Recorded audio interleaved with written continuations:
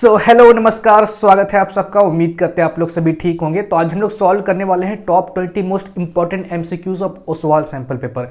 तो काफ़ी अच्छे हम लोग क्वेश्चन यहाँ पे सॉल्व करेंगे।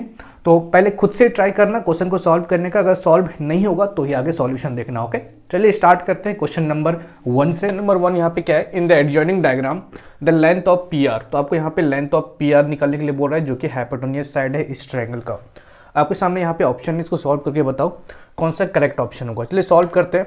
तो यहाँ पे देखो, तो आपको 60 डिग्री दिया हुआ है, और इस 60 डिग्री अगर यहाँ पे देखें तो इस एंगल का ये क्या है भाई, परपेंडिकुलर है ना।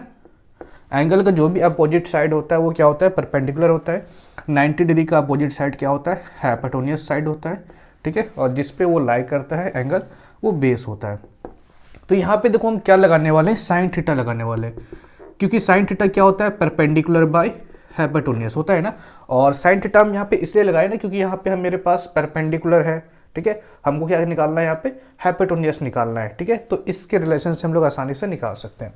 तो साइन थीटा यहाँ पे क्या यूज करेंगे, साइन 60 डिग्री, ओके। और परपेंडिकुलर यहाँ पे क्या है आपका 9 सेंटीमीटर, हमको हाइपोटेन्यूज निकालना है h। तो साइन 60 डिग्री कितना होता है, √3/2। तो 9 सेंटीमीटर बाई h, तो h इज इक्वल टू कितना होगा, 9 × 2/√3, ओके। इसको सॉल्व करेंगे तो क्या होगा, 9 को क्या लिख सकते हैं, 3 × 3 × 2/√3 लिख सकते हैं। किसी को कोई दिक्कत नहीं। अब 3 को क्या लिख सकते हैं, √3 × √3 लिख सकते हैं, ठीक है। ये आप डायरेक्ट कर सकते हो अगर आपको आता है, तो नहीं आता है तो इसलिए मैं यहाँ पे तोड़ के दिखा रहा हूँ, ठीक है। इतना तोड़ने का जरूरत है नहीं, आप डायरेक्ट आंसर निकाल लो। बाकी बात जिसको नहीं आता है उसके लिए मैं कर रहा हूँ। तो √3 यहाँ पे कट जाएगा, बचेगा क्या यहाँ पे आंसर, 3 × 2 = 6, तो 6√3, ओके। तो 6√3 आपका ये आंसर हो गया। बाकी बात अगर आपको यहाँ पे डाउट है कि हम यहाँ पे साइन थीटा = p/h क्यों लिए, तो इसलिए लिए क्योंकि आपको यहाँ पे ध्यान देना है कि जो भी आप यहाँ पे ट्रिग्नोमेट्रिक साइन यूज़ करने वाले हो ना, तो ध्यान रखने की कम से कम आपके पास 2 डाटा हो। जैसे मेरे पास यहाँ पे एक थीटा का डाटा है और एक परपेंडिकुलर का डाटा है। अगर हम यहाँ पे कॉस थीटा यूज़ करते तो होता है b/h। तो मेरे पास ना ही बेस का डाटा है, ठीक है, और एक बस कॉस थीटा है, नहीं हाइपोटेन्यूज है। तो एक डाटा से आपका आंसर नहीं निकल पाएगा। तो कम से कम 2 डाटा होना चाहिए, तभी जाके हम क्या करेंगे, उस ट्रिग्नोमेट्रिक रेशियो का यूज़ करेंगे, ठीक है। चलिए जल्दी से नोट डाउन कर लीजिए, उसका देखते हैं हम लोग next question. So question number 2 देखते हैं। और क्वेश्चन नंबर 2 क्या है यहाँ पे, the sum of money required to buy 50 rupees 40 share at ₹38.50। तो ये शेयर एंड डिविडेंड का क्वेश्चन है। तो थोड़ा शेयर एंड डिविडेंड का क्वेश्चन जो होता है ना, कॉम्प्लिकेटेड होता है, आपको बार बार पढ़ना पड़ेगा, तभी जाकर आपको समझ में आएगा। जैसे इसी क्वेश्चन को देख लो, यहाँ पे अगर हम मार्केट वैल्यू निकाले, नंबर ऑफ शेयर निकाले और नॉमिनल वैल्यू निकाले, तो क्या क्या होगा बता सकते हो। पहले समझ लेते हैं क्वेश्चन को यहाँ पे क्या कहना चाह रहा है। यहाँ पे कहना चाह रहा है कि the sum of money required to buy 50, मतलब 50 शेयर को खरीदने में हमको कितना प्राइस पे करना पड़ेगा, मतलब कितना इन्वेस्टमेंट करना पड़ेगा। अगर 40 वाला शेयर अभी 38.50 में मिल रहा है, समझ में आया। 50 शेयर खरीदना है इसको, और 40 वाला शेयर अभी डिस्काउंट में मिल रहा है, जो कि प्राइस है अभी 38.50 में। तो नंबर ऑफ शेयर यहाँ पे कितना बता सकते हो, नंबर ऑफ शेयर मतलब कितना नंबर ऑफ शेयर खरीदना है इसको, 50 शेयर खरीदना है। 40 वाला शेयर अभी कितने में मिल रहा है, 38.50 में, मतलब मार्केट वैल्यू, अभी जो प्राइस चल रहा है ना उसको बोलते हैं मार्केट वैल्यू। तो मार्केट में ये प्राइस चल रहा है 38.50, और एक्चुअल में जो प्राइस होता है शेयर को, उसका प्राइस को क्या बोलते हैं, नॉमिनल वैल्यू या फेस वैल्यू। तो यहाँ पे नॉमिनल वैल्यू क्या है आपका, यहाँ पे 40, ओके। तो बोल रहा है कितना हमको इन्वेस्टमेंट करना पड़ेगा, ठीक है। तो इन्वेस्टमेंट कितना करना पड़ेगा बता पाओगे। अगर एक शेयर का दाम इतना, हमको 50 शेयर खरीदना है, तो क्या करोगे, बस मल्टीप्लाई कर दोगे। इसमें क्या है, 50 × 38.50, तो दोनों को मल्टीप्लाई करोगे तो आपका आंसर लगभग 1925 के आसपास आएगा, 1925, ओके। तो नोट डाउन कर लीजिए, उसका देखते हैं हम लोग नेक्स्ट क्वेश्चन। क्वेश्चन नंबर 3 देखते हैं। क्वेश्चन नंबर 3 क्या है, what must be subtracted from the polynomial x³ + x² - 2x + 1 so that the result is exactly divisible by x - 3। तो क्वेश्चन थोड़ा अच्छा है, तो कोशिश करो पहले खुद से सॉल्व करने का, अगर नहीं सॉल्व होगा तो आगे सॉल्यूशन देख लेना। तो सबसे पहले पोलिनोमियल आपको यहाँ पे क्या दिया है, वो दिया है x³ + x² - 2x + 1। आपसे यहाँ पे पूछ रहा है कि इस पोलिनोमियल में ऐसा क्या चीज़ माइनस करे कि माइनस करने के बाद जो भी रिजल्ट आएगा ना, वो x - 3 से कंप्लीटली डिविजिबल हो जाएगा। तो कैसे भाई पता करेंगे, देखो एक एग्जांपल से समझो इसको, जैसे मान लो आपके पास कोई एक नंबर है 7 और आपसे यहाँ पे ये पूछ रहा है कि 7 में ऐसा क्या माइनस करें कि माइनस करने के बाद जो भी इसका रिजल्ट होगा ना वो कम्प्लीटली 2 से डिविजिबल हो जाएगा। ठीक है, 7 में ऐसा क्या माइनस करें कि माइनस करने के बाद जो भी इसका रिजल्ट होगा ना वो कम्प्लीटली 2 से डिविजिबल हो जाएगा। तो कैसे पता करेंगे, पहले 7 को 2 से डिवाइड करो, तो जब 2 से डिवाइड करते हैं ना तो यहाँ पे मेरे पास रिमाइंडर बचता है 1। अगर इस 1 को माइनस कर दे इस ओरिजिनल नंबर को ना तो यहाँ पे बचता है 6, और ये जो 6 है ना अब कम्प्लीटली डिविजिबल है 2 से। तो सेम चीज़ यहाँ पे हम वही करेंगे, पहले रिमाइंडर हम निकालेंगे कि इस वाले चीज़ को, ठीक, जो x-3 दिया है आपको, तो x-3 को जब डिवाइड करेंगे इस पोलिनोमियल से जो भी रिमाइंडर निकलेगा ना उस रिमाइंडर को बस इस पोलिनोमियल में माइनस कर देंगे तो आपका आंसर निकल जाएगा। ठीक है, तो यहाँ पे देखो, तो सबसे पहले हम रिमाइंडर थ्योरम का यूज़ करेंगे इसका रिमाइंडर निकालने के लिए। तो x-3 इक्वल टू यहाँ पे 0 करेंगे तो x इक्वल टू 3। अब x इक्वल टू 3 जो है ना इस फंक्शन में हम लोग पुट करेंगे। ठीक है, तो बाय यूजिंग रिमाइंडर थ्योरम, ठीक है, बाय यूजिंग रिमाइंडर थ्योरम, तो फंक्शन में यहाँ पे x का जगह 3 पुट करो तो 3 का क्यूब प्लस 3 का स्क्वायर माइनस 2 इंटू 3 प्लस 1, 3 का क्यूब 27, 3 का स्क्वायर 9, 3 2 6 प्लस 1, तो 27 9 plus 1 10 minus 6 equal to 27, 10 minus 6 हो गया आपका 4 और 20 प्लस 4 31। तो आपका जो आंसर है 31 है, जो रिमाइंडर आपका निकला है 31।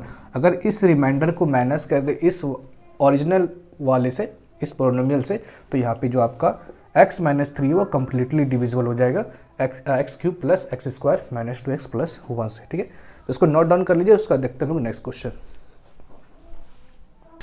चलिए मेरे भाई क्वेश्चन नंबर 4 सॉल्व करते हैं। The root of the quadratic equation p(x² minus qx plus r equal to 0 are real and equal if, आपके सामने ये ऑप्शन है। तो इस क्वाड्रेटिक इक्वेशन का अगर रूट रियल और इक्वल है तो आपको बताना है कि इसमें से कौन सा करेक्ट ऑप्शन है। ठीक है, तो एक चीज ध्यान रखना है कि अगर आपके पास डिस्क्रिमिनेंट का मतलब क्या होता है, b² माइनस 4ac, अगर डिस्क्रिमिनेंट आपका ग्रेटर देन 0 है तो इस केस में जो रूट आता है ना वो आता है आपका रियल एंड अनइक्वल। ठीक है, रियल एंड अनइक्वल। और अगर आपका discriminant b² minus 4ac equal to 0 है ना, इस केस में जो रूट आता है आपका वो होता है रियल एंड इक्वल। ओके, अगर आपका discriminant b² minus 4ac less than 0 का मतलब नेगेटिव में है, तो इस केस में जो आपका रूट आएगा वो नॉट रियल आएगा। ठीक है, तो ये चीज आपको याद रखना है, ये है आपका रूट, ठीक है, और ये है आपका डिस्क्रिमिनेंट को हम लोग डी से रिप्रेजेंट करते हैं। ठीक है, तो कहीं भी ऐसा कंडीशन आ जाए तो आपको इस चीज को याद रखना है, हमेशा आपको क्या करना है, डिस्क्रिमिनेंट निकालना है उस क्वाड्रेटिक इक्वेशन का। डिस्क्रिमिनेंट मतलब b² माइनस 4ac निकालना है और कंपेयर करना है। देखो तो कौन सा रूट का यहाँ पे आपका दिया है प्रॉपर्टी, ये रियल एंड इक्वल का, तो रियल एंड इक्वल ये वाला है, और ये वाला कब होगा, जब आपका डिस्क्रिमिनेंट जो है b² minus 4ac equal to 0 के बराबर होगा। तो d is equal to b² minus 4ac। ठीक है, तो यहां से अगर कंपेयर करेंगे तो बता सकते हो a क्या होगा, a मतलब x² कॉफिशिएंट a होता है तो p हो गया। यहाँ पे b बता सकते हो क्या होगा, x का कॉफिशिएंट b होता है तो माइनस q होगा, और c यहाँ पे क्या है आपका, c है r के बराबर। ठीक है मेरे भाई, c है r के बराबर।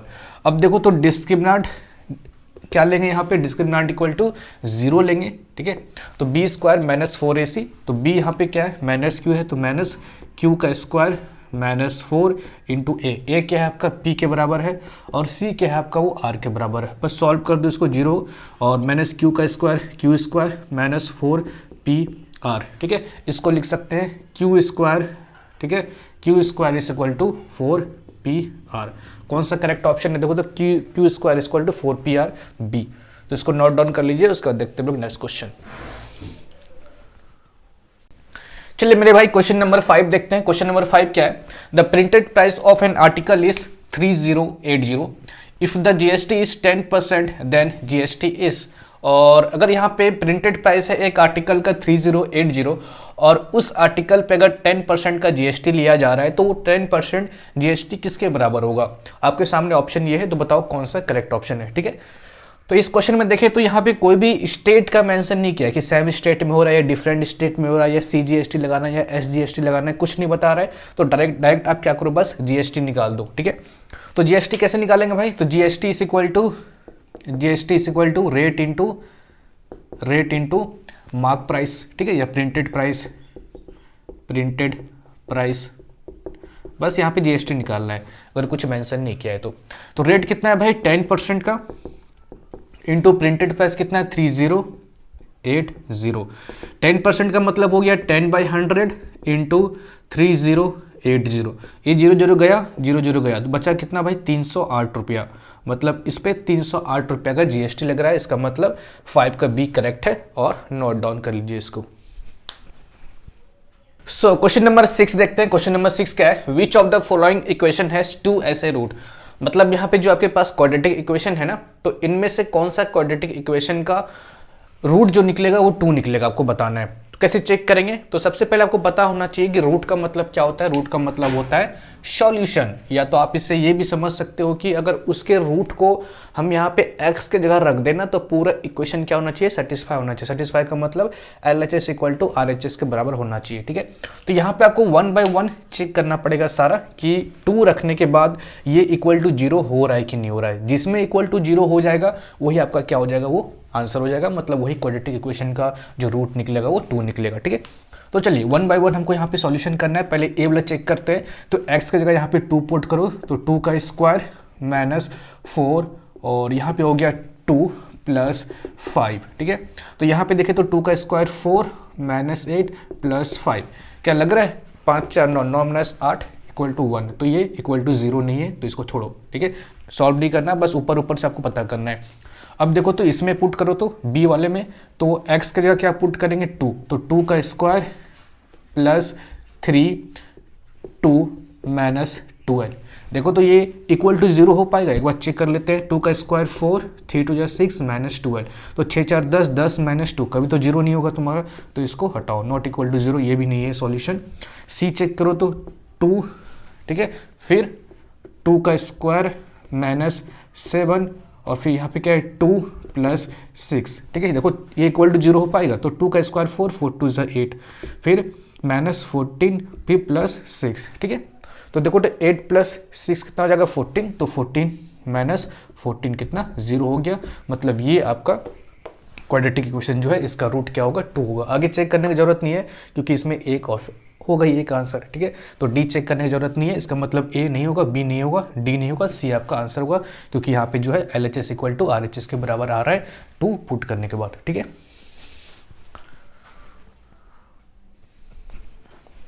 सो क्वेश्चन नंबर 7 सॉल्व करते हैं। क्वेश्चन नंबर 7 क्या है, the centroid of A triangle ABC। अगर ट्राइंगल ABC यहाँ पे ड्रॉ करें, ओके, तो ये हो गया आपका ट्राइंगल A B और C।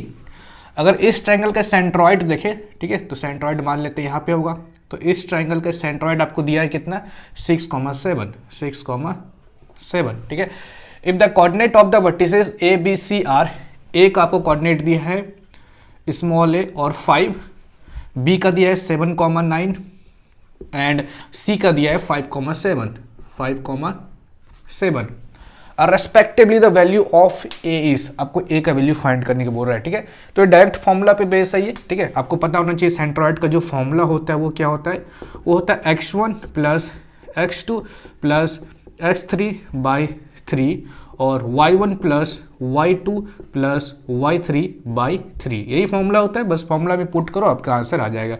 सेंट्रॉइड कितना दिया है 6,7, तो यहाँ पे 6,7 पुट करो और x1 x2 कितना, x1 मतलब ये हो गया x1 x2 और x3 मतलब a प्लस 7 प्लस और 5/3 करो। y1 कितना है यहाँ पे 5 है, y2 कितना है 9 एंड y3 कितना है 7, तो बाई 3 से डिवाइड करो। ठीक है, तो यहाँ पे देखो तो जी 6,7 इज इक्वल टू 7 प्लस 5 12, तो a प्लस 12/3। यहाँ पे कितना होगा 9 और इधर 7 कितना 16 और 16 इधर 5 21 21/3। 3, ठीक है। अब देखो ये वाला इसके बराबर होगा और ये वाला इसके बराबर होगा, ठीक है। ये x के बराबर होता है, ये y के बराबर होता है सेंट्रोइड का। तो 6 is equal to a plus 12/3 लिख सकते हैं। कोई दिक्कत किसी को? कोई दिक्कत नहीं। अब इसको इधर ले जाओ तो 6 3 18 is equal to a plus 12। तो यहाँ से a निकालेंगे कितना होगा, बस 18 में 12 माइनस कर दो तो 6 के बराबर होगा। तो कौन सा करेक्ट ऑप्शन है आपका? बी वाला। ओके, क्वेश्चन नंबर 8 सॉल्व करते हैं। क्वेश्चन नंबर 8 क्या है? Mode and mean of the data 12 के एंड 15 के, median of the data is, मतलब अगर मोड आपको 12 के दिया है, मीन आपको 15 के दिया है, तो आपको मीडियन फाइंड करने के लिए बोल रहे हैं। तो आपको एक फॉर्मूला पता होगा, 3 मीडियन माइनस 2 मीन जो होता है ये मोड के बराबर होता है। फॉर्मूला पता होगा आपको। तो 3 into median minus 2 mean. Mean कितना दिया है आपको? मीन जो दिया है 15 के दिया है, 15 के इज इक्वल टू मोड के बराबर दिया है। मोड कितना है आपका? 12 के है, 12 के। तो 3 मीडियन माइनस 15 टू 30, 30 के हो जाएगा, और 30 को जब उधर ले जाएंगे तो कितना होगा? प्लस 30 के। ओके, तो यहाँ पे कितना होगा? 42 के, और इधर है आपका 3 मीडियन। ओके, तो मीडियन इज इक्वल टू कितना होगा? 42/3 के। 3 1 जा 3 तो 4 12, तो 14 के। आंसर क्या है आपका? 14 के। क्वेश्चन नंबर 9 देखते हैं। क्वेश्चन नंबर 9 क्या है? Shyam by 310 rupees share eight ₹15 and receive A dividend of 7%, the amount of investment is. तो क्वेश्चन को बार बार पढ़ो, क्योंकि शेयर एंड डिविडेंड का क्वेश्चन है, तो थोड़ा सा इसका जो आपका सेंटेंस होता है थोड़ा सा कॉम्प्लिकेटेड होता है, तो बार बार पढ़ोगे तभी आपको समझ में आएगा, ठीक है। तो क्वेश्चन को समझना यहाँ पे क्या है। श्याम बाय 300, मतलब श्याम जो है ना 300 शेयर खरीदता है, और वो शेयर जो है ना 10 रुपया वाला शेयर है, लेकिन अभी वो शेयर 15 में मिल रहा है, ठीक है। तो आपसे यहाँ पे पूछ रहा है कि इसका इन्वेस्टमेंट कितना है। अगर 10 वाला शेयर ये 15 में खरीदा है और वो टोटल 300 शेयर खरीदा है, तो कितना इन्वेस्ट किया, ठीक है। और रेट ऑफ डिविडेंड आपको यहाँ पे 7% दिया है। ओके, चलो सॉल्व करते हैं यहाँ पे। तो इन्वेस्टमेंट इज इक्वल टू यहाँ पे डिविडेंड से कोई मतलब है नहीं, ठीक है, सिर्फ नंबर ऑफ शेयर से मतलब है, ठीक है। नंबर ऑफ शेयर मतलब कितना शेयर ये खरीदा और एक शेयर में कितना पड़ा उसको। तो एक शेयर का दाम कितना है? 15 रुपया, ठीक है। तो 15 रुपया से मल्टीप्लाई कर दो, ठीक है, या आप मार्केट वैल्यू यहाँ पे लिख सकते हो।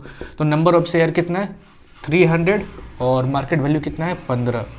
यहाँ पे 10 से भी कोई मतलब नहीं है और ये 7% से भी कोई मतलब नहीं है, बस आपको यहाँ पे मार्केट वैल्यू और नंबर ऑफ शेयर से मतलब है। तो 15 3 45,000, मतलब 4,500 रुपये इन्वेस्ट किया है, मतलब ऑप्शन डी करेक्ट है आपका।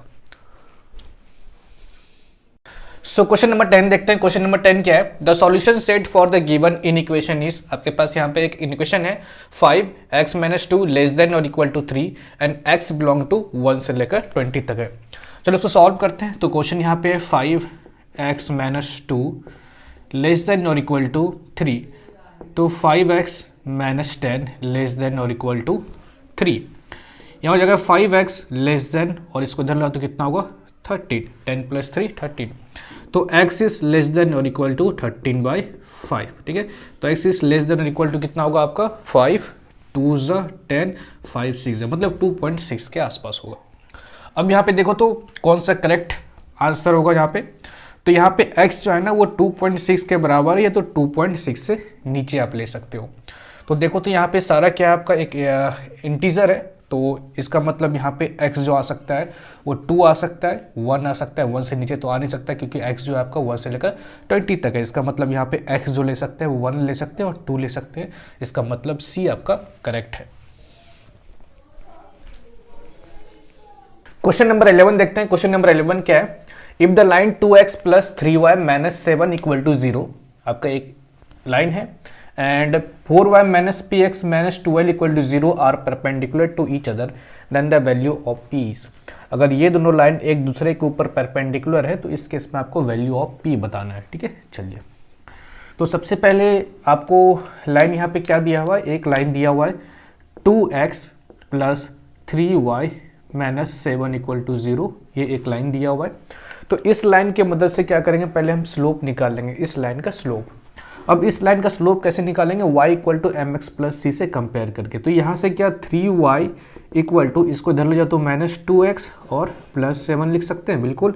तो y इक्वल टू यहाँ पे क्या हो जाएगा, -2/3x प्लस 7/3। इसको अगर कंपेयर करेंगे y equal to M X plus C से, तो यहाँ से x का जो भी कॉफिशिएंट होता है वो स्लोप होता है। देयरफॉर m1 यहाँ पे मान लेते हैं -2/3, ठीक है। अब यहाँ पे दूसरा जो लाइन दिया हुआ है, क्या दिया है, 4y minus P X minus 12 equal to 0। यहाँ भी 4y equal to P X plus 12 लिख सकते हैं, बिल्कुल लिख सकते हैं। तो y is equal to P X by 4 और प्लस 12/4 हो जाएगा। तो यहाँ से जो m2 हो जाएगा वो क्या होगा, x का कोफिशिएंट क्या है, p/4। अब आपको एक प्रॉपर्टी पता होगा कि अगर दो लाइन एक दूसरे के ऊपर परपेंडिकुलर होता है तो उस केस में अगर स्लोप को मल्टीप्लाई करेंगे तो -1 के बराबर होगा। मतलब m1 into m2 equal to -1 के बराबर होगा। किस केस में, जब एक दूसरे के ऊपर परपेंडिकुलर हो। तो m1 कितना है, -2/3, ओके। m2 कितना है, p/4 और ये कितना है, -1।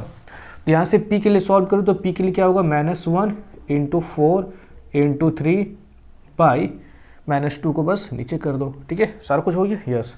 अब यहाँ से माइनस से माइनस गया, 2 से 2, 3 2 6, कितना आया यहाँ पे, 6 आंसर। तो कौन सा है भाई, ए नंबर। जल्दी से इसको नोट डाउन कर लीजिए, देन देखते हैं हम लोग next question. So question number 12 देखते हैं। क्वेश्चन नंबर 12 एक सर्कल से क्वेश्चन है और इसमें आपको x फाइंड करने के लिए बोल रहा है। ऑप्शन आपके सामने, बताओ क्या होगा इसका आंसर। तो अगर ए बी सी डी को देखें ना, एक साइक्लिक क्वाड्रेटल है, ठीक है ना। क्या एक साइक्लिक क्वाड्रेटल है, कैसे भाई, देखो तो ए बी सी डी एक क्वाड्रेटल है क्योंकि इसके पास 4 साइड है और चारों साइड क्या है, इसका सर्कल से टच है। अगर चारों साइड इसका सर्कल टच होगा किसी भी क्वाड्रेटल का तो उसको बोलते हैं हम लोग साइक्लिक क्वाड्रेटल। और साइक्लिक क्वाड्रेटल का एक प्रॉपर्टी होता है कि अपोजिट एंगल का जो सम होता है ना वो कितना होता है, वो 180 डिग्री के बराबर होता है, ठीक है ना। मतलब opposite angle are supplementary of cyclic quadrilateral. तो इसका मतलब यहाँ से angle A plus angle C करेंगे तो कितना होगा, 180 डिग्री होगा। रीजन क्या दोगे, opposite angle of cyclic quadrilaterals are supplementary, ठीक है ना। सप्लीमेंट्री मतलब 180 डिग्री। तो एंगल ए कितना है, 2x प्लस 5 और एंगल सी कितना है, x प्लस 10। दोनों का सम कितना होगा, 180। तो 2x प्लस x कितना होगा, 3x और 15 इधर हो गया तो 180। तो 3x इक्वल टू कितना होगा, 180 में 15 माइनस को तो कितना होगा, 165। कितना होगा इधर, x इक्वल टू 165/3, 3 5 जा 15, 3 5 जा 15, 55 डिग्री। मतलब यहाँ पे आपका जो आंसर है वो 12 का सी है। इसको नोट डाउन कर लीजिए, देन देखते हैं हम नेक्स्ट क्वेश्चन।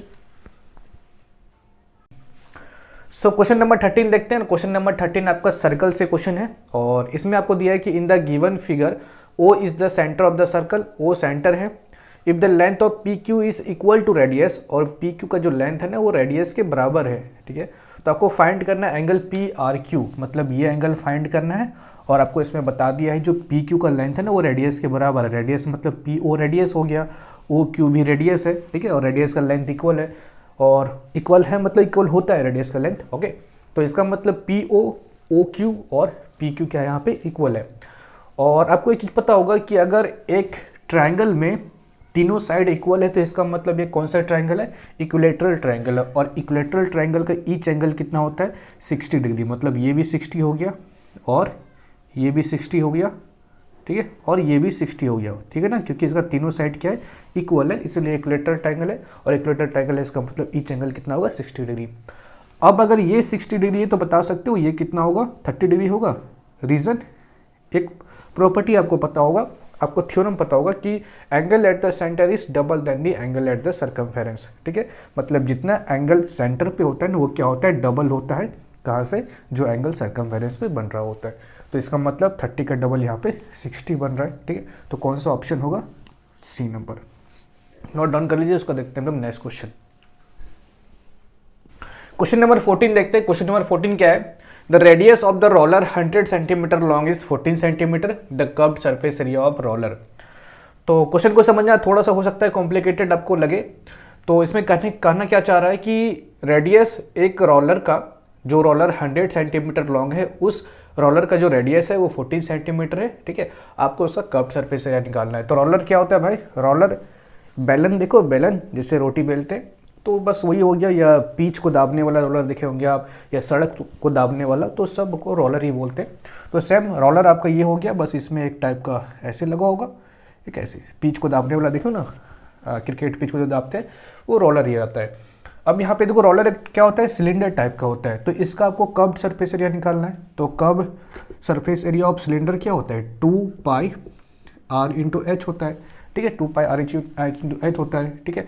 तो यहाँ पे curved surface area of roller, ठीक है, जिसको हम लोग सिलेंडर भी बोल सकते हैं। सिलेंडर क्या होता है, 2 पाई r इंटू एच। तो 2 इंटू पाई कितना है भाई, 22/7, और रेडियस कितना है भाई, रेडियस 14 है, और हाइट का मतलब ये इसका लंबाई 100 है, ठीक है।